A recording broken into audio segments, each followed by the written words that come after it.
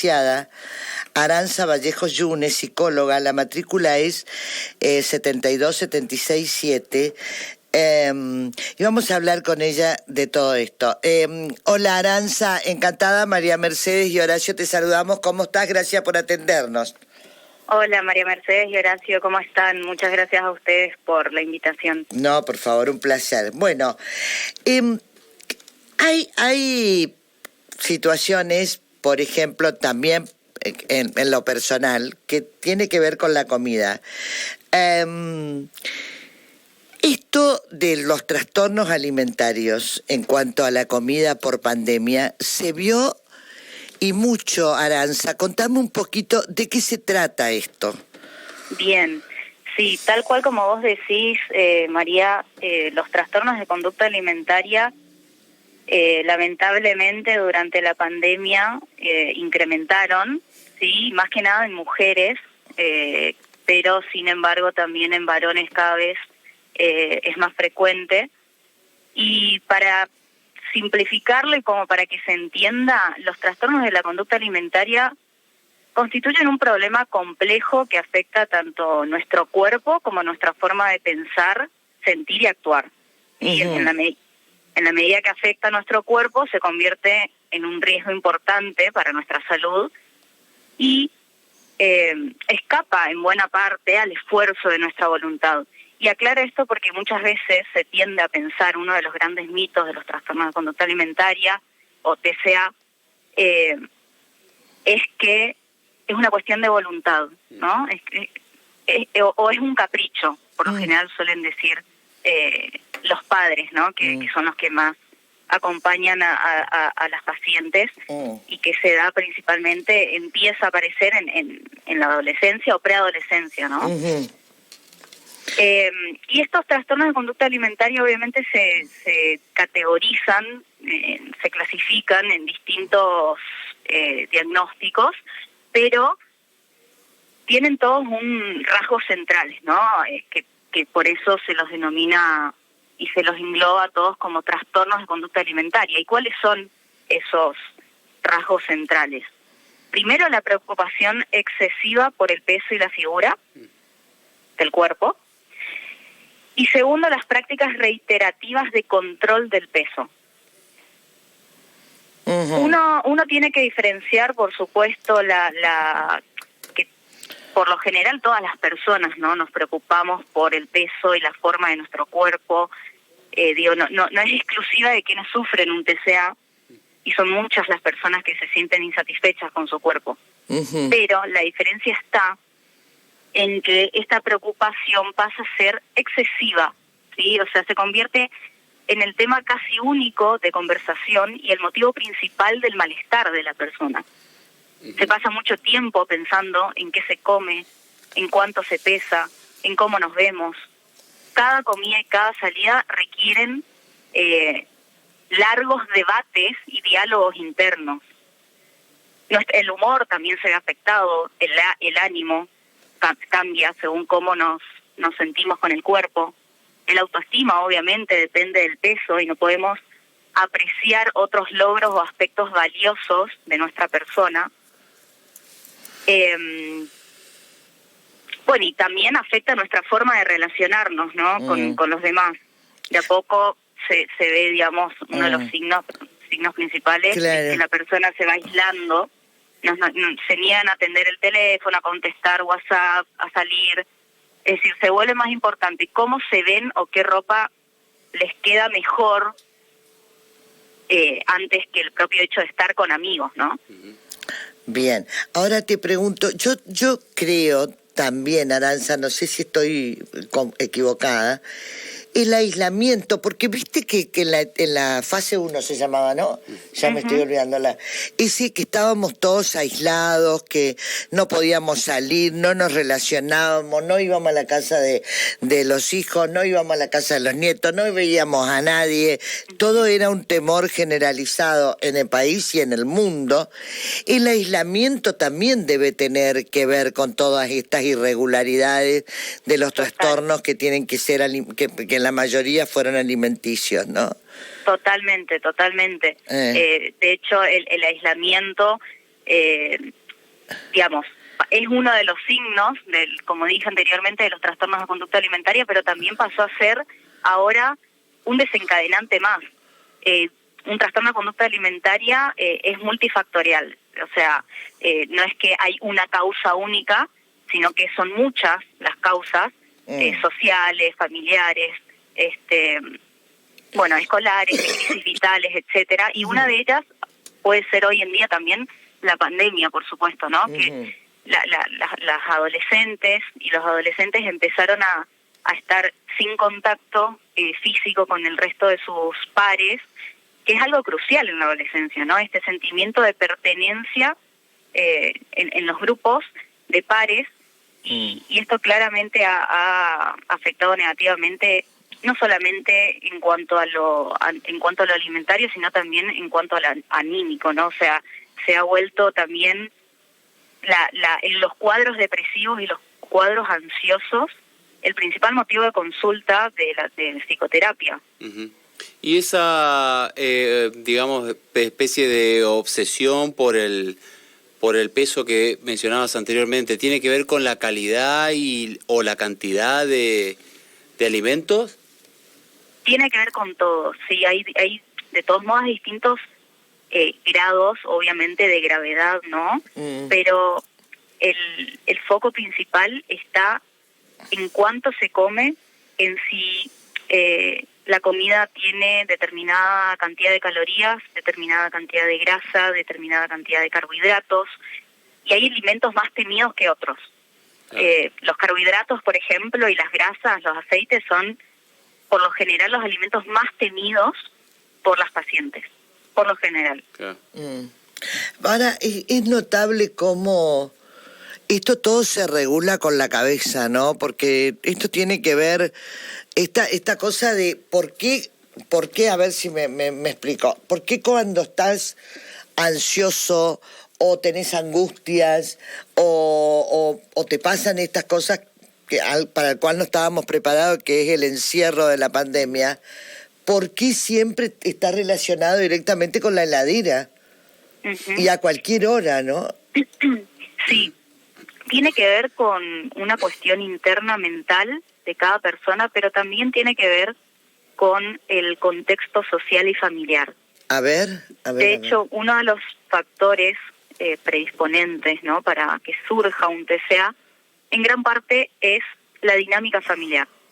Es decir, un TCA es trastorno compulsivo alimenticio. Trastorno de conducta alimentaria. Trastorno de conducta. Exactamente. Hay familias que son, por ejemplo, muy rígidas, en donde, por ejemplo, hay un cambio de ciclo vital, ¿no? Por ejemplo, una persona, un adolescente que sale de su casa para ir a otra ciudad a estudiar, por ejemplo, ¿no? Sí. Y en donde los padres se resisten a ese cambio, entonces están como muy pendientes, hay una sobreprotección en la hija,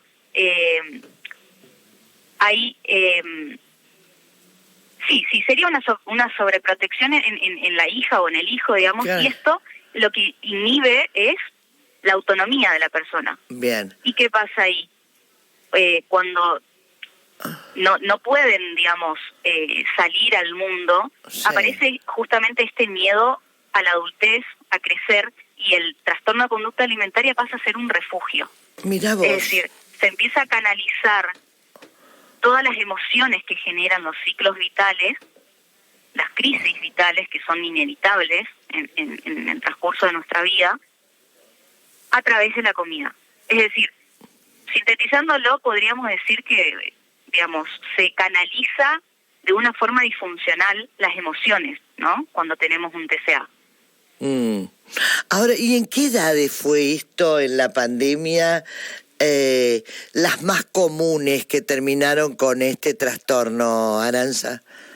Y por lo general son trastornos que aparecen más o menos a los 12, 13 años, silenciosamente. Bien.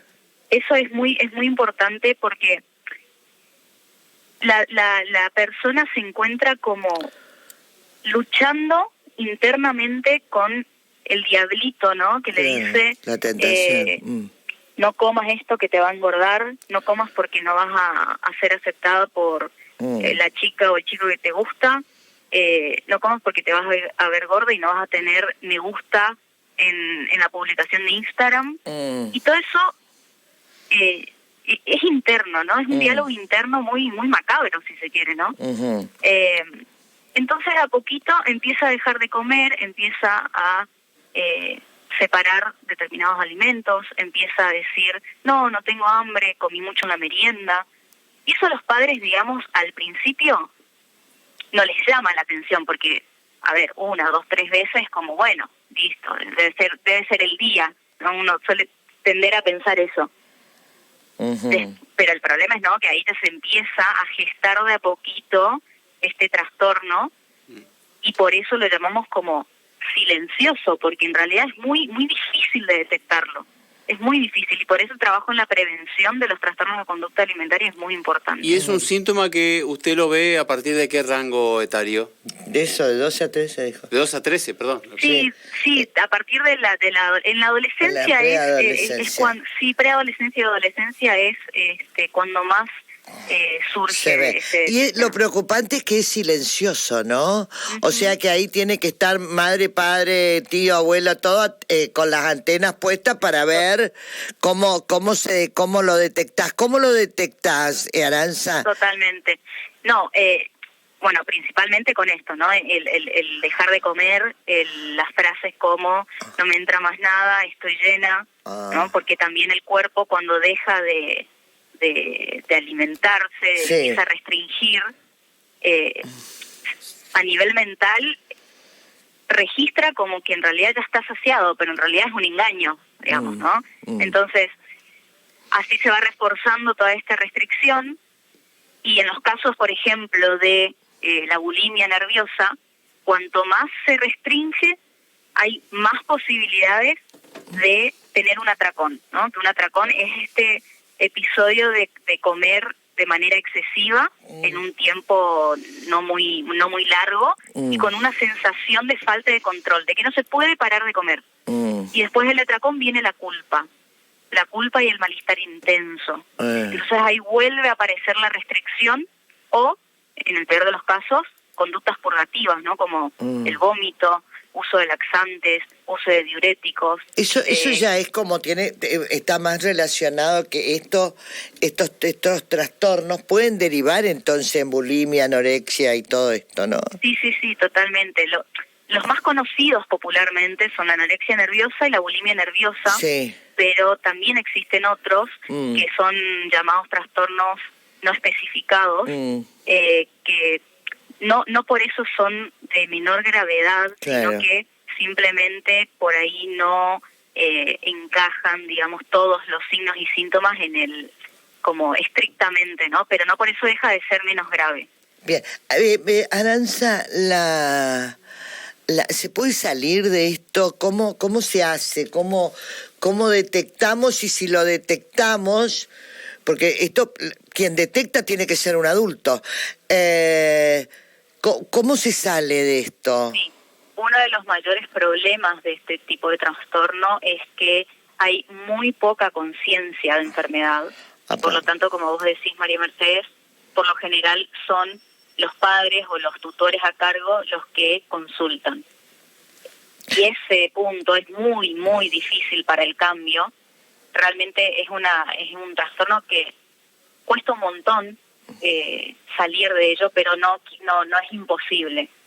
Para poder salir es fundamental el trabajo interdisciplinario, es decir, un tratamiento interdisciplinario que incluya psicóloga, psiquiatra, nutricionista y médica clínica, en donde cada área de la salud, digamos, evalúa cómo está la persona y se puede hacer un trabajo en conjunto de muchísima psicoeducación en principio, para que el patrón de conducta alimentaria vuelva a estar estable, y a partir de ahí recién poder empezar a pensar qué fueron las cosas que desencadenaron en este TCA, y empezar a mejorar la autoestima, las relaciones, los vínculos, etcétera. Claro.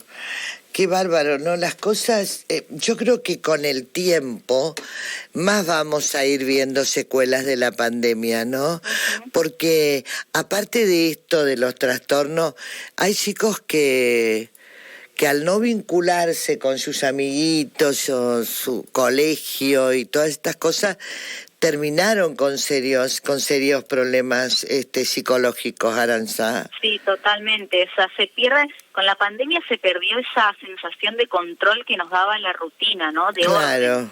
Entonces, tratan de buscar como el control en la comida. Eso sería como un poco la idea, ¿no? De buscar el control en la comida, en el peso o en el cuerpo, ¿no? Claro. Hablando desde el punto de los trastornos de conducta alimentaria. Qué palabra interesante dijiste que tiene que ver con la rutina, de los cuales muchos a veces nos cansamos y ay, otra vez que el laburo, que otra vez acá, otra vez esto. Qué importante es tener una rutina, ¿no? Totalmente, la rutina es una gran ayudadora para el ahorro de energía, ¿no? Porque no podemos estar todo el tiempo y todos los días, ¿no? Con un nivel alto de creatividad para ver, bueno, a ver cómo va a ser mi día hoy. Entonces la rutina ayuda a eso justamente, ¿no? Dale un tip simple a una mamá, un papá, una abuela, una tía, una madrina, lo que sea, que quedó con un familiar cercano, con algún tipo, hijo, sobrino, nieto, adolescente, tal vez más chico, con este tipo de trastornos alimentarios, Arantxa. Yo les diría que, primero y principal, asimilen la idea de que no es un capricho, de que no es falta de voluntad, sino que constituye un problema grave de salud mental y física. Que las consecuencias son graves a nivel físico principal y después mental también, claramente. Y lo más importante es la validación. ¿Qué es la validación? Es poder escucharle al hijo, sobrino, nieto, lo que sea, que esté padeciendo esto, tratar de hacer el mayor esfuerzo por entenderlas y ponerse en el zapato de esa persona, pero no necesariamente compartir lo mismo. Es decir, validar es poder ponerse en el zapato de los otros, no necesariamente compartiendo o justificando lo que siente el otro. Es aceptar que el otro siente lo que siente. Sin más preámbulo. Es decir, la validación de las emociones, o sea, es un aspecto fundamental. El reto, la penitencia, los gritos no sirven. No sirven, básicamente es tal cual, no sirven para nada, porque lo que hace eso inclusive es generar mayor distancia en la persona y más nivel de desconfianza de la persona, encima preadolescente o adolescente, ¿no? Que es la etapa en la que uno por ahí necesita a sus adultos como guía. Entonces lo que menos hace es que la persona tenga ganas de ir y expresar y confiar las cosas que le están pasando a un adulto, ¿no? Perfecto, muy claro. Gracias, Arantxa, un placer, ¿eh?